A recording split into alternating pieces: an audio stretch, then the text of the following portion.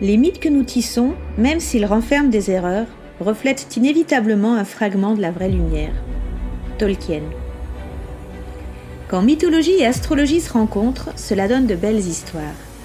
C'est Astromytho, le podcast qui revient aux sources.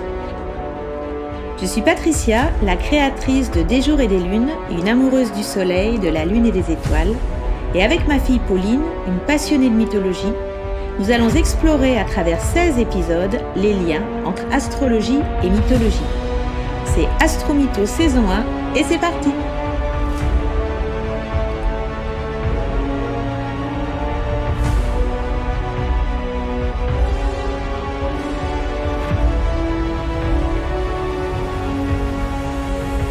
Depuis toujours, la lune m'attire.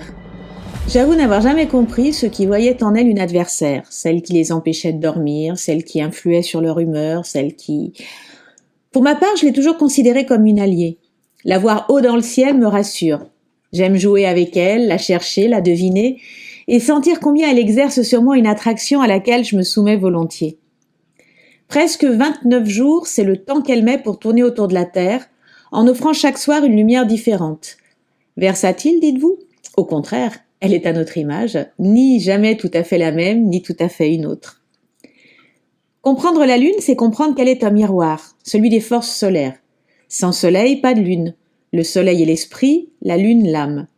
C'est elle qui fait le lien du conscient à l'inconscient. Pour cette raison, elle est mystérieuse, insaisissable, changeante. C'est notre part de rêve, d'imaginaire, de sensibilité, c'est reflet de l'énergie solaire. Si le soleil est faible, la lune le sera. Si le soleil est puissant, elle le sera aussi. La lune n'existe que parce que le soleil existe. Elle accueille sa lumière et la renvoie, mais en douceur, sur un ton plus bas. L'un sans l'autre, c'est un incendie, chantait Vanessa Paradis.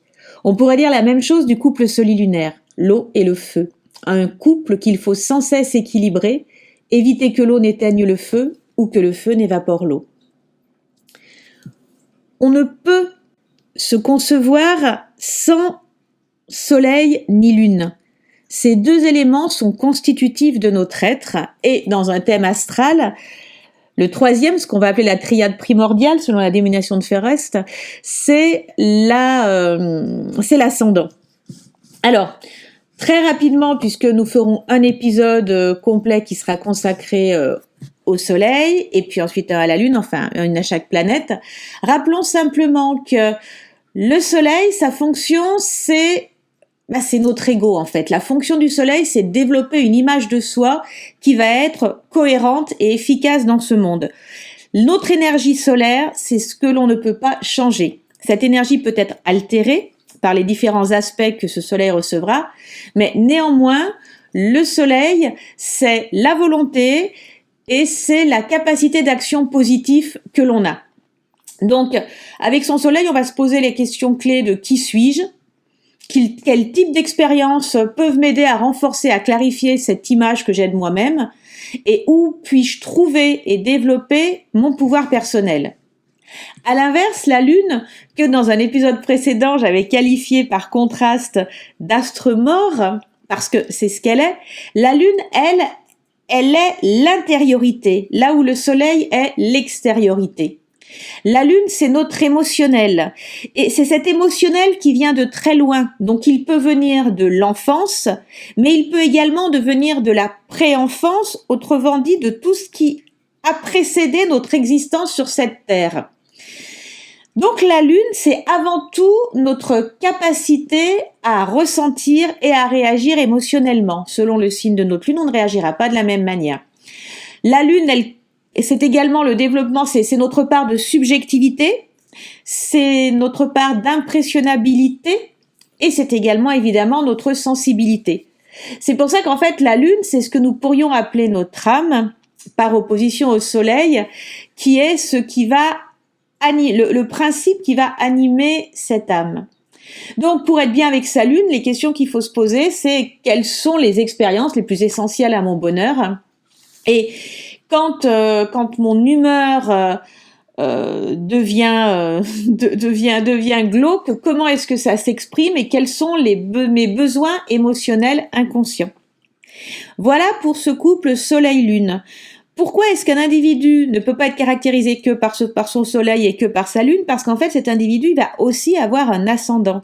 Et l'ascendant, c'est l'espèce de voile qui va venir envelopper ce soleil et cette lune, c'est cette enveloppe, c'est cet extérieur que l'on va voir et qui fait que parfois, on va dire d'une personne, ah bon, t'es lion, bah pourtant en fait j'aurais pas du tout pensé. Non, parce qu'il suffit que cette personne ait un ascendant poisson par exemple, pour qu'on ne voit pas du tout cette facette rugissante du lion de premier abord.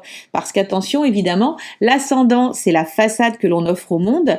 Et donc, ceux qui nous connaissent bien et qui vont au-delà de la façade savent que l'on est bien autre chose. Donc, l'intérêt aujourd'hui, c'est de regarder ce que l'on appelle le couple solilunaire, qui est fondateur en astrologie. Et c'est donc de se poser la question de savoir si, dans l'Antiquité romaine, qui, rappelons-le, de par sa mythologie, a fondé notre astrologie. Dans cette antiquité romaine, est-ce que le soleil et la lune étaient des divinités importantes? Je vous propose d'en discuter avec Pauline.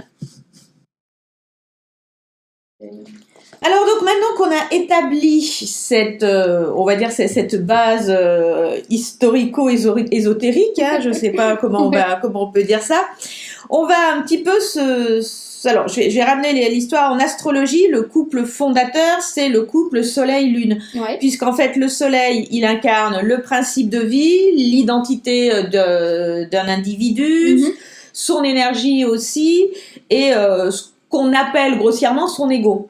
Et en face, donc, Soleil, principe de vie. En face, alors si je suis provocatrice, je dirais principe de mort avec la Lune, ce qui est un petit peu exagéré, mais pas tant que ça, parce qu'on sait que la Lune, en fait, c'est un astre mort qui se contente de refléter la lumière du Soleil, et que la Lune, elle est en astrologie rattachée aux émotions, mais aux émotions dans le sens du cerveau reptilien, c'est-à-dire que ce qui vient du fond de nous, voire d'avant nous. Oui. Donc on la rattache au passé, on la rattache aux racines, on la rattache à la zone de confort, mais encore une fois, si c'est une zone de confort, c'est parce que c'est une zone de familiarité. En fait, c'est ça ce à quoi correspond la Lune. Alors, est-ce que dans la mythologie, on a... Parce qu'après, donc, couple Soleil-Lune, et puis ensuite, je vais mettre de côté l'ascendant qui n'a rien de mythologique bien sûr, mais derrière, on a dans l'ordre Mercure, Vénus, Mars, Jupiter, Saturne, Uranus, Neptune et Pluton. Donc, est-ce que dans la mythologie, ce soleil et cette lune ont la même importance qu'en astrologie? J'avance tout de suite.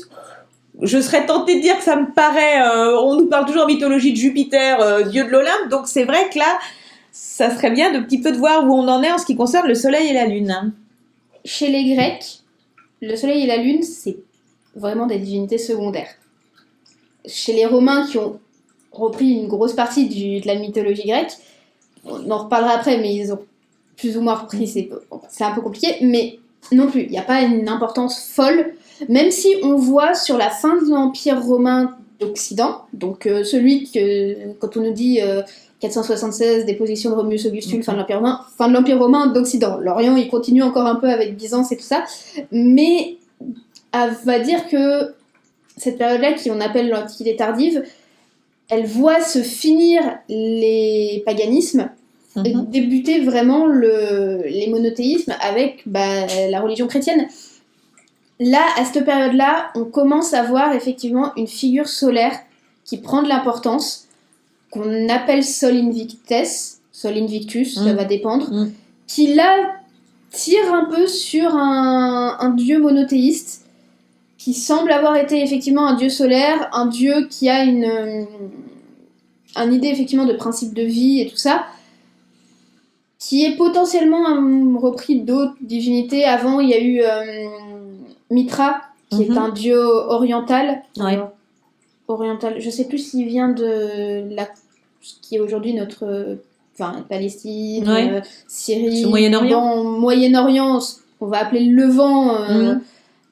plus du grec, je sais plus si c'est cette zone-là ou si c'est la zone turque. Mais bon, grosso modo, c'est à peu près dans cette zone-là. C'est un dieu qui était un dieu avec un culte à mystère, avec un taureau et tout ça, et il a eu un cultes à mystère, donc des cultes où tu as besoin d'être initié Ouais. et qui ne sont techniquement pas ouverts à tout le monde. Bon, après, Ouais. pas ouvert à tout le monde, pas ouvert à tout le monde. Ça se négocie. Ça se Ça se négocie, discute. voilà. Je pense que si tu fais un don suffisamment C'est généreux ça. au sanctuaire ou au culte, tu peux à peu près être pris. Mais du coup, c'est un culte à initiation qui a été assez populaire dans mes souvenirs au niveau des soldats.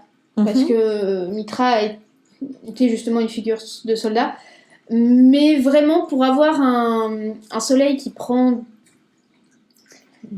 Du coup, pour avoir un soleil qui devienne vraiment similaire à ce que tu as décrit pour le soleil astrologique, faut vraiment attendre les derniers temps de l'Empire avant que juste la période pré-généralisation du christianisme dans l'Empire, où effectivement il y a les figures de Héliogabale, Sol Invictus ou Sol Invictus selon, qui vont prendre de l'ampleur et presque en fait devenir des monothéistes, enfin des cultes monothéistes. Ouais. Avant ça, il y aurait Mitra qui était vraiment un dieu solaire avec une plus grosse importance, mais comme on l'a dit un peu plus tôt, c'était un culte à mystère, donc qui nécessitait une initiation, qui d'ailleurs, je crois, si mes souvenirs sont bons, était uniquement réservée aux hommes, parce que bon, on va pas non plus exagérer. Mais après, c'est vrai qu'il y avait une notion de dieu assez militaire, c'est sans doute ça qui a pris plus au roman, on va pas se mentir. Ouais. Qui a surtout pas mal essaimé dans la Légion, qui peut justifier le fait que ce soit un culte masculin. Et on dit que les nanas, c'est pas trop leur truc. Après, oui, sinon, si on regarde dans les premiers temps de Rome, que ce soit la République ou l'Empire, à une époque où on a pas mal récupéré les mythes grecs, le soleil et la lune, non. Et si on regarde la lune, même après, non quand même. Hein. Ouais. On va pas se mentir. C'est pas des divinités centrales. Il y a plusieurs autres panthéons où notamment le soleil est une divinité centrale. On peut citer le panthéon égyptien. J'allais dire chez les Égyptiens, oui, effectivement. Ré, qui est la divinité principale du panthéon égyptien, qui est le soleil. Bon, après, j'ai envie de dire... Chez les Mayas aussi, c'est assez similaire. Oui et non, les Mayas, parce que ça va dépendre. J'ai vu plusieurs dieux qui ont un rapport avec le soleil. Si on prend par exemple sur les Aztèques, qui ne sont pas exactement les Mayas, mais qui sont quand même dans ce qu'on appelle maintenant l'Amérique latine, ils ont un dieu qui s'appelle Huitzilopochtli. Je ne suis pas sûre de la prononciation, mais on saisit à peu près l'idée. Qui est un de leurs dieux principaux et qui visiblement a un lien avec le soleil. Mais il y a une divinité un peu plus propre au soleil qui s'appelle Nanahuatzin. Là non plus, je ne sais pas qui c'est. Qui s'est apparemment jeté dans un brasier pour devenir... Je ne sais plus si c'est le 4e ou le 5e soleil, parce que il y a des... Ah oui, j'ai entendu chez les Aztèques, les soleils meurent. Donc en gros, il faut qu'il y ait un nouveau soleil. Qu'il se renouvelle, voilà. Et là... C'est un côté phénix. Ouais, un peu. Et donc là, apparemment, ce Nanahuatzin, prononciation approximative, se serait jeté dans un brasier et serait devenu le nouveau soleil, en même temps qu'un autre dieu s'est jeté dans un brasier pour devenir le nouveau dieu lune. Ah d'accord, parce qu'en fait, c'était pas... Voilà. Donc voilà, après, si par exemple on prend aussi le Shinto, au Japon, la déesse la plus importante du Shinto, c'est Amaterasu, qui est la déesse du soleil. Ouais. Donc ce qui nous amène d'ailleurs à voir que nous on dit le soleil, mais c'est pas systématiquement un principe masculin. C'est majoritairement quand même un principe masculin, on va pas se mentir. Je pense que, on va dire que 80-90% des mythologies ont un soleil masculin. Après, effectivement, il y a des exemples où le soleil est féminin. Le Japon, notamment, est pour moi l'exemple le plus connu. Où Amaterasu est la déesse du soleil. Alors, il y a des traductions qui disent que c'est la déesse de la lumière. Enfin, bon. L'idée, quand même, c'est le soleil derrière. En tout cas, ce qu'on a compris, nous, en Occident, c'est l'idée du soleil. C'est elle qui est à l'origine de la dynastie impériale japonaise, d'ailleurs. Et notamment, il y a toujours certains de ces emblèmes qui sont censés être des regalia de la dynastie impériale japonaise. Donc, on voit jamais, mais... Donc là, effectivement, c'est pour moi l'exemple le plus marquant d'une déesse solaire féminine. Après, il y a visiblement aussi dans la mythologie inuite, où la déesse soleil Malina est une déesse et Ouais. pas un dieu. Mais chez les Inuits, le soleil a moins d'importance que la lune. Donc ça doit jouer aussi là-dessus. Bon, avec des histoires un peu glauques, mais c'est la Ouais, mythologie, c'est ouais, toujours un peu ouais. glauque. Et visiblement, chez les Hittites aussi, il y avait une divinité solaire, mais là, les sources que j'ai trouvées sont un peu plus compliquées. On ne sait pas si c'est une déesse qui s'appelle Arina ou si c'est une déesse soleil qui vient de la cité d'Arina. Enfin, bon, l'idée, c'est qu'il y a quand même une idée de déesse soleil qu'on a aussi dans la mythologie nordique, avec Ouais. Sol. Je Ouais. n'ai pas fait bien embêté sur le nom. Ouais. Donc, il y a ces 4 exemples-là que je peux citer de déesses solaires. Il y en a sans doute d'autres, mais j'ai pas trouvé. Mhm. Mais on va pas se mentir, 80-90% du temps, c'est des mecs. D'accord. Le soleil. Donc tu disais un soleil majoritairement masculin, et alors la lune, elle. Donc, parce qu'en fait, moi franchement, si je regarde le principe astrologique soleil-lune, il y a un côté yin-yang, c'est-à-dire que l'un complète l'autre et oui, ça s'emboîte. ce qui est logique, enfin, Oui. vu ce qu'on a raconté. En plus, sur le soleil l'astrologie, principe yang, la lune Ouais. principe yin, tout marche bien, quoi. c'est moins tranché. Ouais. Parce que j'ai l'impression, au vu des recherches que j'ai faites, que l'idée d'avoir une lune féminine, c'est très occidental. D'accord. Et encore, occidental, Bassin méditerranéen. ouais, et puis Ouais. nord du bassin méditerranéen, en fait. Ouais. Parce que si on regarde, par exemple, à nouveau les Égyptiens, la lune, c'est un dieu. C'est le dieu Khonsu, qui Ouais. est mineur. Enfin, en tout cas, j'ai trouvé peu de mythes qui le mettent en avant. Ouais. Il y en a Alors que d'autres. par contre, c'est Isis, non? Il y a l'histoire du croissant de lune et tout ça. Ouais, mais Isis, c'est la magie. Donc Ouais. je pense que c'est le côté mystérieux de la lune qui intervient avec Isis. Mm. Si on dit la lune, on va dire, Oui, le l'élément disque lunaire, comme on parle du disque solaire, c'est Khonsu. Bah, à nouveau dans le Shinto, Ouais. on a un dieu de la lune aussi, Tsukiyomi. Si on a une déesse soleil, c'est Oui, le c'est complément ça. se fait. Le complément se fait.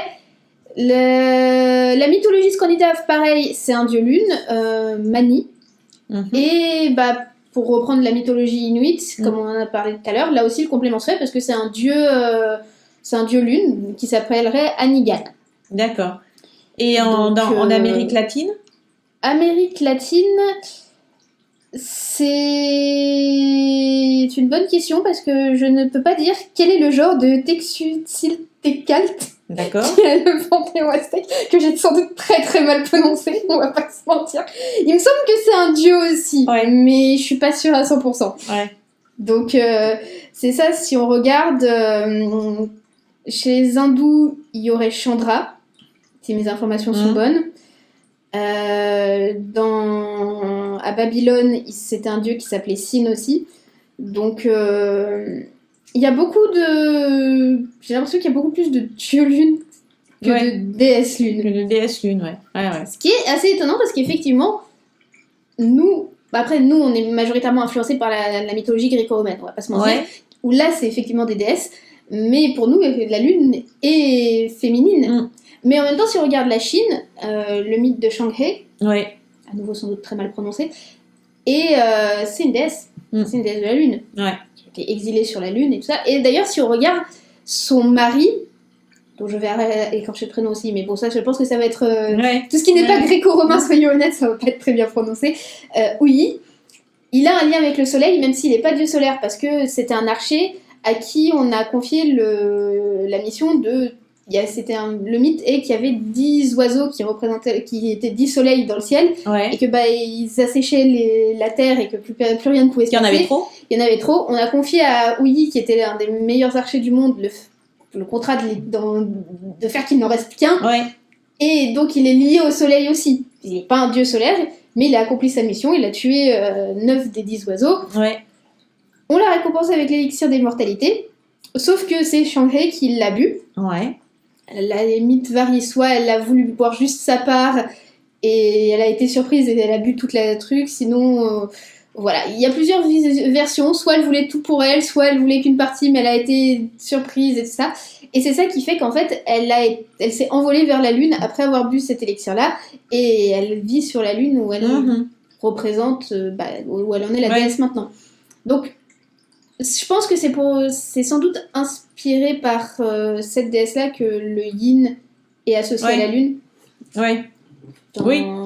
Oui, puisque ça vient aussi d'Extrême-Orient, c'est ça. ce Mais il concept-là. faut être honnête, les divinités lunaires que j'ai trouvées, majoritairement, c'était des mecs, quand même. Et est-ce qu'alors, dans une certaine mesure, on pourrait pas dire que le fait qu'aujourd'hui, on parle beaucoup de la Lune, enfin, pas qu'en astrologie, dans le féminin sacré, dans tout ce qu'on veut, etc. Est-ce que tu dirais que finalement, c'est quelque chose qui est presque une conception assez moderne des choses et qu'on ne donnait pas cette importance-là à la Lune autrefois?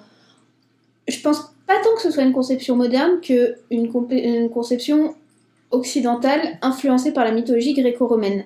Parce que dans la mythologie gréco-romaine, toutes les divinités qui ont été associées à la Lune, c'est des femmes, et où il y avait pas mal cette idée de fertilité, de maternité, pas pour toutes, mais il y a eu quand même cette idée-là derrière. Et c'était chez les Grecs et les Romains, quand la Lune était vénérée, elle était plutôt vénérée par les femmes, par les jeunes filles, parfois par les enfants, mais bon, comme on peut dire quand même que l'enfant est genré tardivement, historiquement, ça par contre c'est très moderne de genrer très tôt les enfants.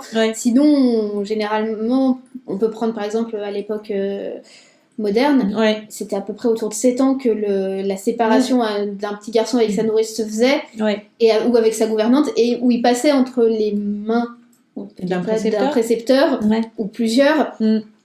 Bon, quand t'avais de l'argent. Puis même, on a souvent vu les photos des enfants avec des boucles blondes qui font des robes de baptême. Voilà, c'est ça. Jean-Paul Sartre qui raconte que jusqu'à ce qu'on lui coupe ses belles boucles blondes, on le prenait pour une petite fille, quoi. Et c'est, voilà. D'ailleurs, quelque part, on le retrouve même quand on parle d'enfant, on dit un enfant, certes, mais chez nous, c'est le 1 qui a une valeur de neutre, en fait.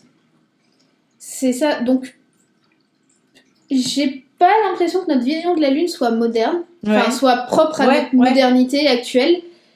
Je pense qu'elle a résonné avec des combats et des luttes actuelles, notamment autour de la place des femmes, l'idée d'assumer le fait d'avoir une féminité, d'avoir le droit d'exister, en fait, on peut dire. C'est ça. Donc, je pense qu'elle a... D'exister en tant que telle. Ouais. Je pense que la vision historique des déesses grecques de la Lune, des déesses gréco-romaines, a vraiment résonné avec ça, mais je dirais pas que c'est purement un produit de notre époque. Il y avait quand même des traces avant qui disaient que c'était des déesses plutôt féminines pour la mythologie gréco-romaine.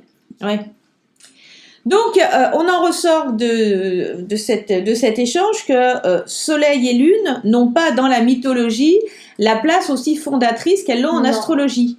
Alors, question à 3 €. Y aura-t-il un couple dans la mythologie qui pourrait se rapprocher comme ça de ce Soleil-Lune que nous avons en astrologie, ce masculin et ce féminin, cette énergie et cet émotionnel? À nouveau, ça va dépendre des mythologies. Parce que le Soleil et la Lune n'ont pas toujours été un couple.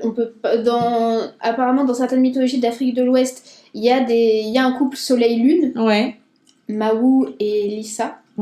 Qui, du coup, on explique comme ça avec les éclipses qui se font ça au moment où ils font. La mythologie inuite aussi a une notion de couple, qui est beaucoup plus gore, parce qu'ils expliquent les éclipses par le fait que c'est la lune qui a rattrapé le soleil et qui viole le soleil, du coup. Ah oui, c'est sympa. C'est sympathique. Mais là, cette mythologie-là ont une notion de couple soleil-lune. Comme c'est pas mes mythologies de référence, je peux pas dire à quel point c'est prenant dans la mythologie.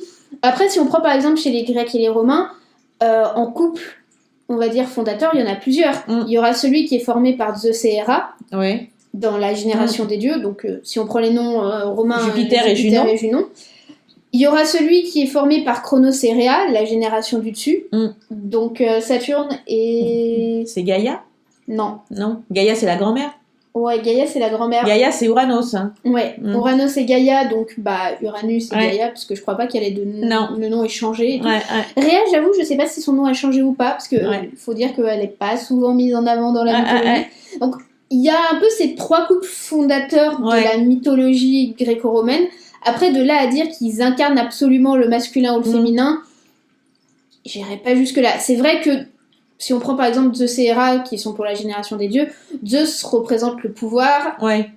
la force, l'ordre, qui sont généralement des valeurs qui ont été associées à la masculinité, quand Héra, c'est la déesse du mariage. Ouais. Et d'ailleurs, si De on regarde, l'engagement. ils ont donné naissance notamment à Illiti, qui est la déesse de l'accouchement. Donc, Ouais. il Oui, y a- c'est l'idée du couple fait pour procréer, Ouais. d'une certaine manière. Je pense que c'est une assez bonne façon de le décrire. C'est l'idée, effectivement, d'un couple qui est fait pour procréer. Après, si on peut regarder dans une figure mythologique, vraiment incarnation du féminin, on aura la déesse Ishtar, Ouais. qui est une déesse mésopotamienne, donc qui est influencée notamment par qu'on retrouve un peu dans la Vénus Ouais. romaine et Ouais. l'Aphrodite grecque, qui a été associée aussi à une déesse qui s'appelle Astarté et qui est visiblement une figure un peu générale pour tout le bassin méditerranéen d'une féminité certaine. Après, Ishtar, voilà, c'est une divinité sémitique, mésopotamienne, qui a un parèdre, elle, mais... C'est quoi un parèdre? C'est un couple, en gros. D'accord, c'est un... Ouais, on peut un dire alter ego. Ouais, voilà. Ouais. C'était... Par exemple, on peut dire que Héra est la parèdre de Zeus. D'accord. C'est un partenaire. Un partenaire. On peut dire ça. Ou là, pareil, c'est une divinité. Ishtar va être vraiment une divinité de la féminité et tout ça. On peut à la rigueur aussi peut-être voir Isis dans le panthéon égyptien, dont l'époux Osiris marque la mort. Là. Mais j'avoue que le couple en tant que tel, Soleil-Lune tel qu'il est entendu en élément fondamental de l'astrologie, on le retrouve pas tel quel. Pas dans la mythologie. Dans la mythologie. Quelle que soit la mythologie. Et d'ailleurs, c'est pas ce que tu... l'aune de mes connaissances. Voilà. Et d'ailleurs, je rebondis sur un truc que tu as dit quand tu parlais du couple justement homme-femme, c'est qu'en fait, très souvent, tu disais qu'ils étaient frères-sœurs. Il y a pas mal de frères et de sœurs, ouais. Bah, à nouveau, le Shinto, Amaterasu et Tsukiyomi sont frères et sœurs. Fils d'Izanagi et d'Izanami. Et puis ils ont un troisième frère, mais on va dire que c'est le mouton noir de la famille. Susanoo, un truc comme ça. Et si on prend par exemple les Grecs et les Romains, histoire de revenir quand même à notre sujet, que ce soit avec Hélios et Séléné ou avec Apollon et Artémis, c'est des frères et sœurs. Frères et sœurs ou jumeaux dans le cas d'Apollon et Artémis. Donc là aussi, si on regarde encore, il me semble que chez les Slaves, où j'ai trouvé des dieux, un dieu lunaire qui s'appellerait Vélès et un dieu solaire qui s'appellerait Corse.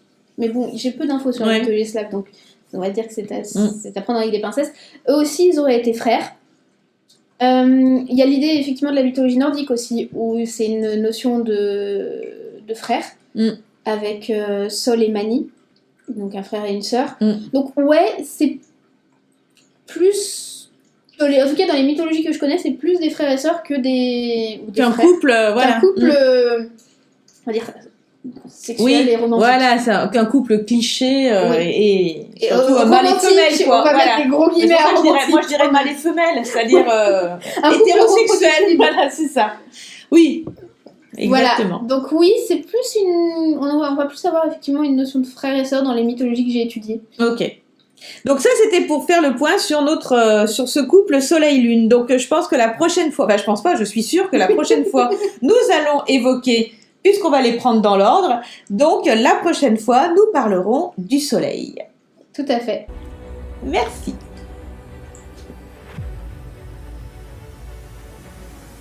Astromythos, c'est fini pour aujourd'hui. Nous vous donnons rendez-vous lundi prochain pour parler du Soleil en majesté. À bientôt!